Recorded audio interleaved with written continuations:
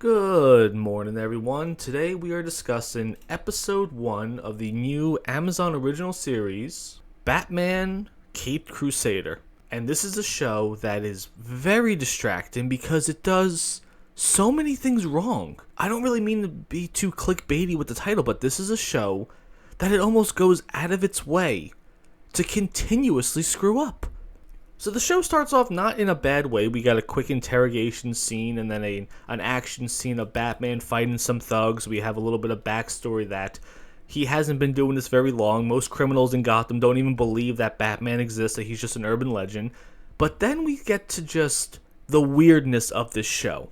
Batman's relationship with Alfred. I have never seen a relationship like this throughout any rendition of Batman, where he is just a complete jerk to Alfred all the time. Have you ever seen him call Alfred Pennyworth before? Has there ever been a time where he's ever used Alfred's last name to refer? I don't recall anything like that. The original series, all the movies, everything like that, even Gotham. They've always had a very strong, father-son relationship, and this show just completely dissolves that relationship. Like I said, he's kind of a jerk to Alfred. A lot in this. And for some reason, he's really fat. I don't really understand the body proportions of most of the characters in this. They go out of their way, which is, typical DEI Hollywood these days, where they want to make a lot of characters look ugly on purpose. They do a good job with Catwoman later on in the season, but by and large, most of the women in this, they're kind of bulbous. So after the quick action sequence, we have Batman and Pennyworth talking about all these mysterious fires and explosions and insurance people writing them off as just accidents, but clearly Batman knows there is something more going on here. There is a crime war going on. Someone is knocking off all the competition here and he needs to find out who's doing this. And then we cut to the main characters of this show, the women. I have no idea what's going on in these Amazon writing rooms. It's almost like they say the main characters of this show are all going to be women.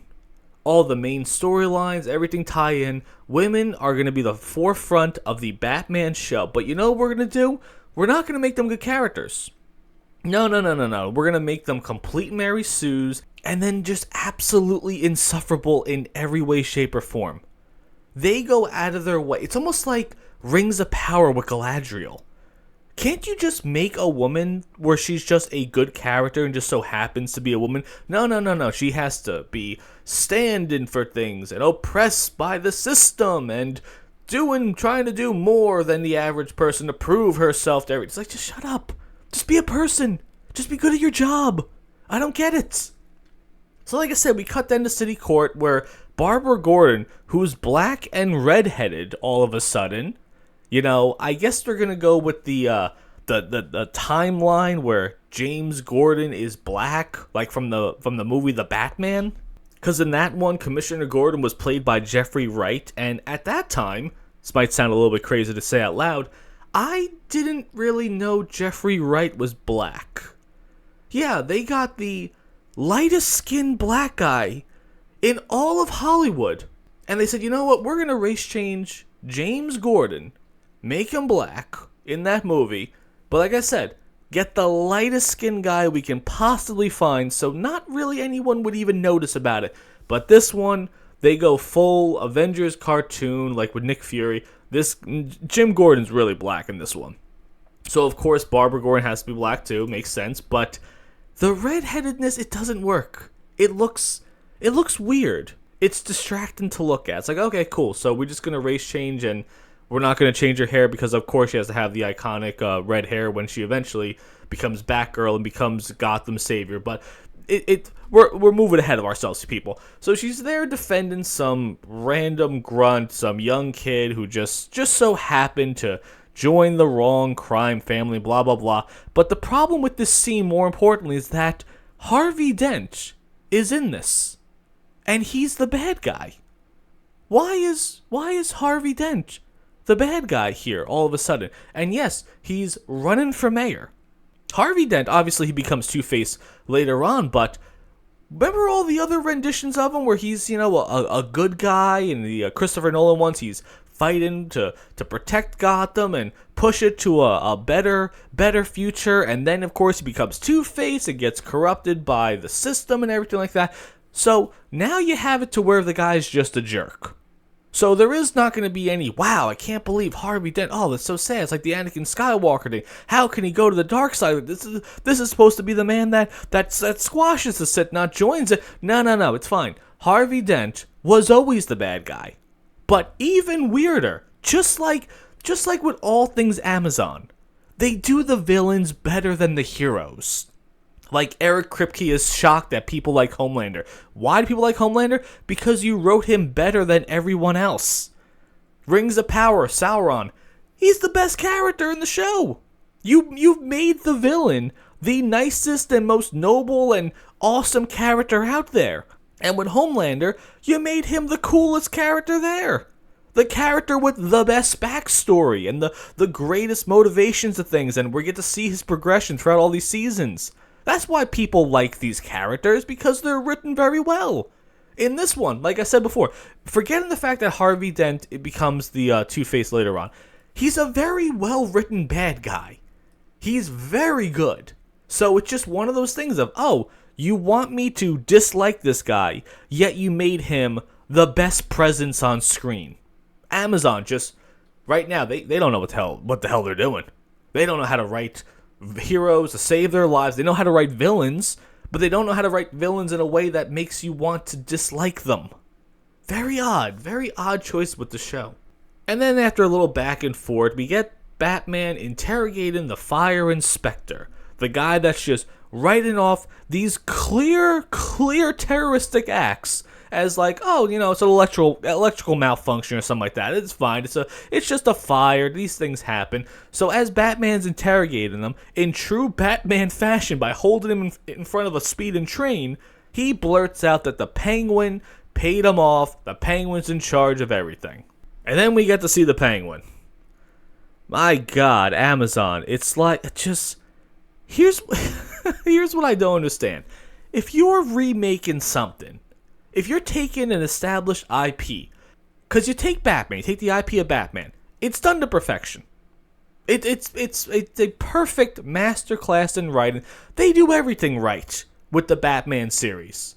But now they're deciding, let's just screw it all up, though. We're going to take an established IP, like I said, did everything right in the past, and we're just going to twist it to make it to what we want it to be today. So in the end, you've made a Batman show that's not really... That's just a Batman skin, and that's it. Penguin's a woman. Don't understand why.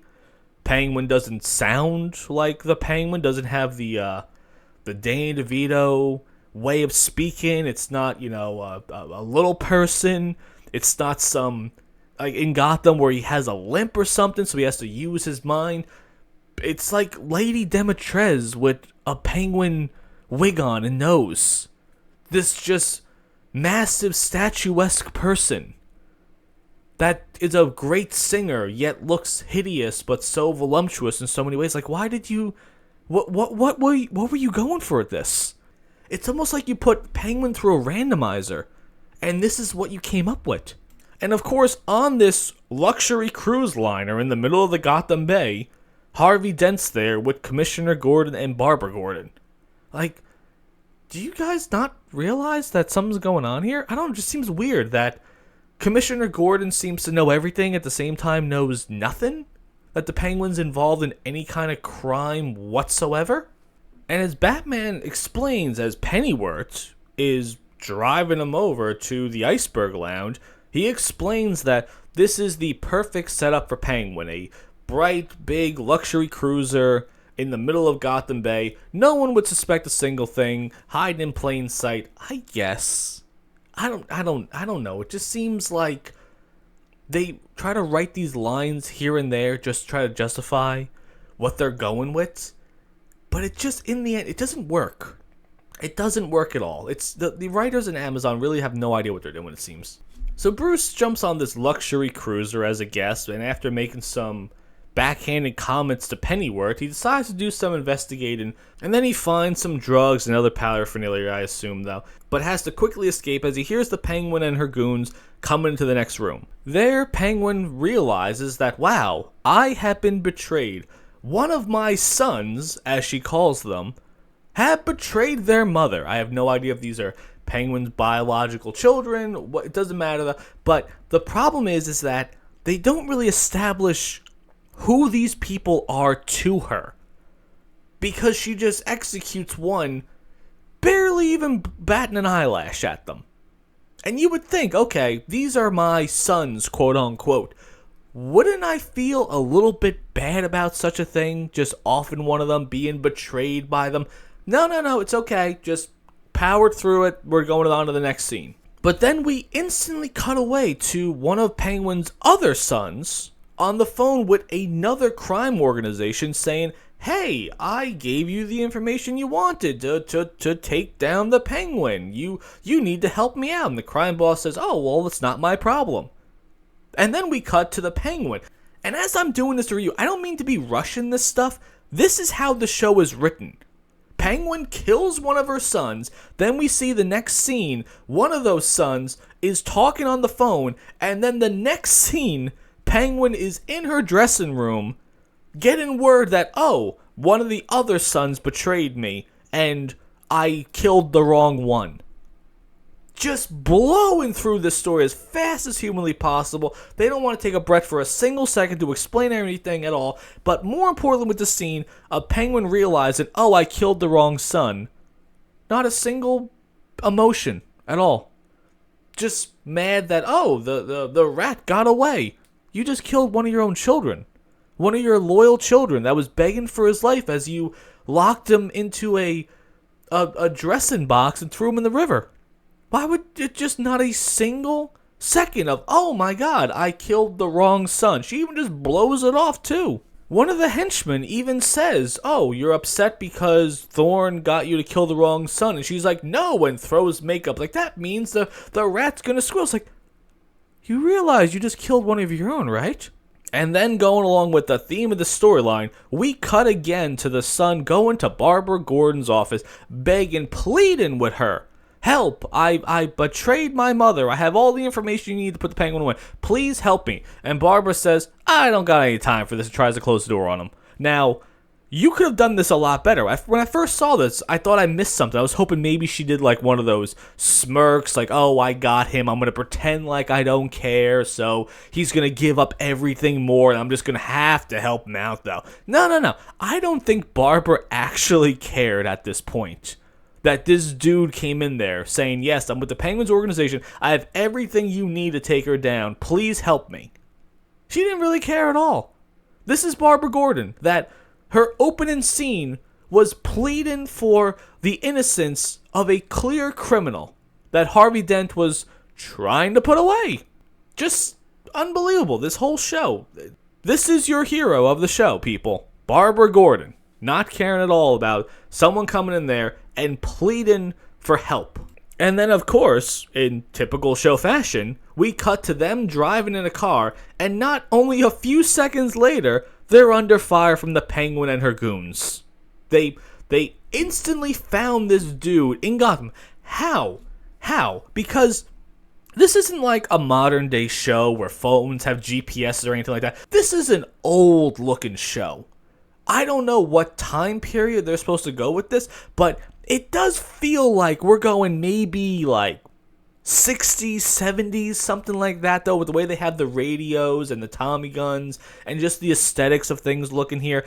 It looks like they're going with an old feel to it, yet at the same time, of course, we know exactly where this guy is. We know he's with Barbara Gordon. We have all the means to track him and find him instantly. Instantly know where they are. Unbelievable. Amazon Prime, again, failing upwards. But then, of course, Barbara Gordon is cornered. She has 3 thugs with machine guns aimed on her. All hope is lost. But then, out of nowhere, the Batmobile comes over and runs these 3 dudes over.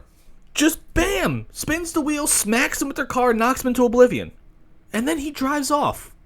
Doesn't offer to help Barbara Gordon at all, just leaves. Wouldn't you think at that point maybe Batman would, I don't know, take over, talk to the witness, talk to Barbara Gordon, be like, oh, hey, I know this information and you know this information. So if we combine our investigative skills together, we can solve this crime. None of that. He just drives by, runs these three dudes over, and leaves. Weird, right?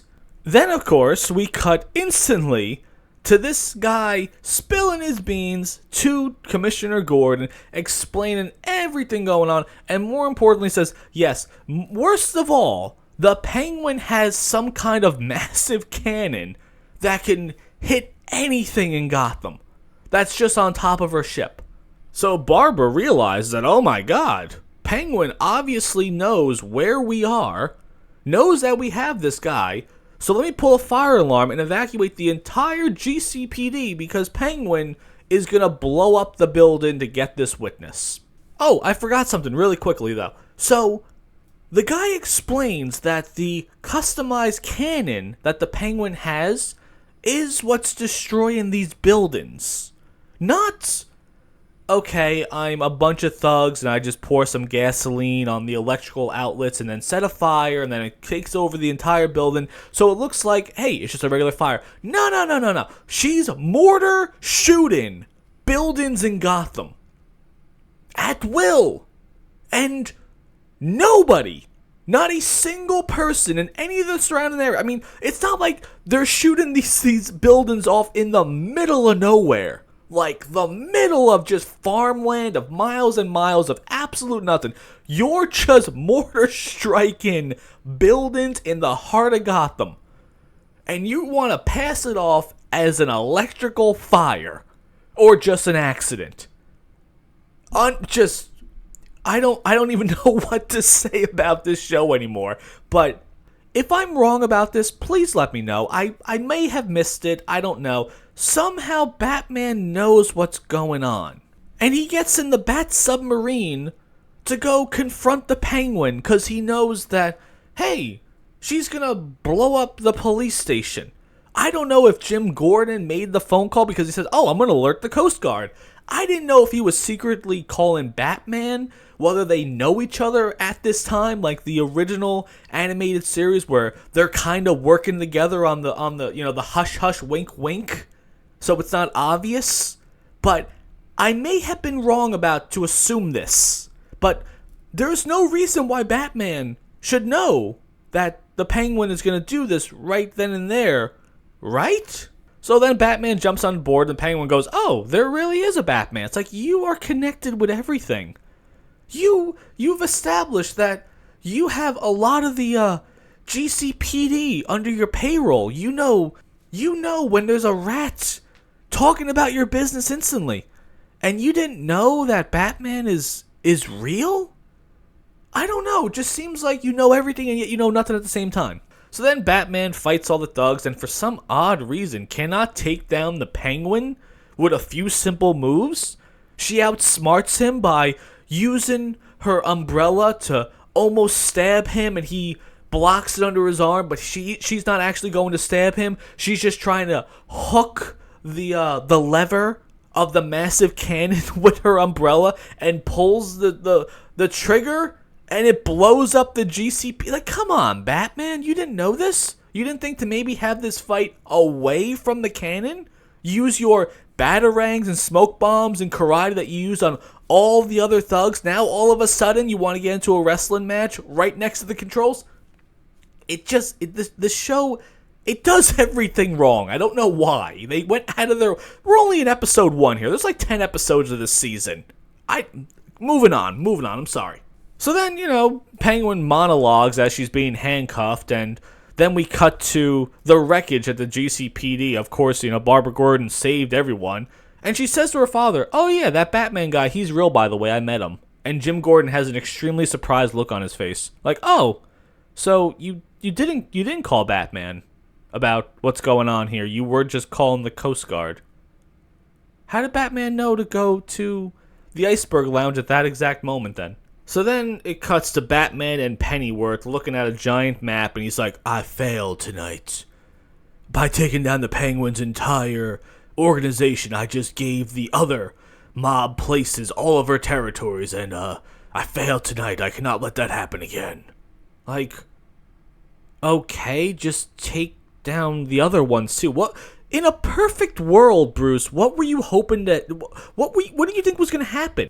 What a weird way to word it. Like, oh no, I screwed up tonight. I just took down one of the most connected crime bosses throughout in the entirety of Gotham. But oh no, it gave territories to these other criminal organizations and Thorn and stuff like that. It's like, oh yeah, we'll take them down too then. You're Batman. You're Batman. This is what you do. At any point of watching the original animated series, when he took down, let's just say, like, the Joker or something, did he go, oh, man, I wasted so much time with the Joker, Clayface and Scarecrow and Killer Croc and Mr. Freeze and all the other were, have free reign to do whatever. I failed tonight. Like, no! You took down Penguin! Case closed. On to the next one. Batman's poorly written. Later on in this season, you're gonna get a wild, psychotic Bruce Wayne. It's like they saw Batman and said, hey, you know what? This guy's really well written. He does everything right. He has just the moral compass of a saint. Let's screw him up. Let's make him into just a weird, outrageous psychopath bent on destruction. You think I'm screwing around? It happens later on. But that's episode 1. That is episode 1 of the Cape Crusader. My God, it does everything wrong. It does everything wrong, and it goes out of its way to do everything wrong. So, let me know what you guys think about this one.